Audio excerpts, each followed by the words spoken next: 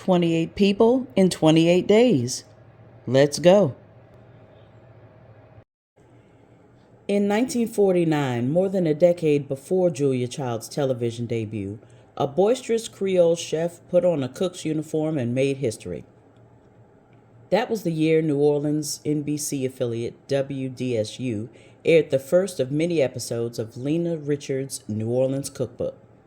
Running twice a week through 1950, its host, Lena Richard, would become the first black woman to have her own cooking television show, breaking through barriers imposed by the Jim Crow era in the South. And that helped a wider audience to learn more about black roots and cuisine from chefs of the Creole background. Lena Richard was born September 11, 1892, in New Roads, Louisiana.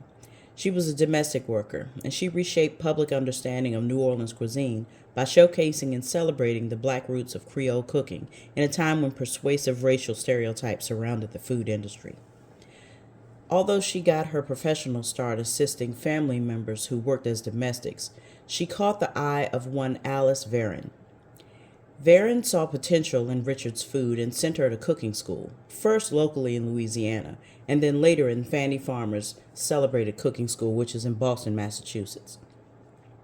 After leaving Boston, Richard returned to New Orleans and restarted her catering business with her daughter.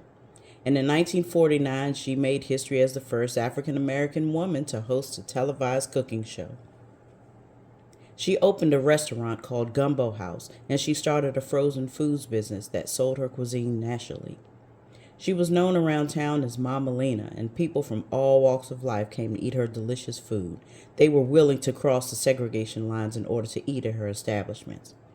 She was a pioneer who achieved an astonishing amount, and though she brought her culinary magic from colonial Williamsburg before a brief time, all people at Travis House Diners, another restaurant, departed dreaming of her Creole cooking.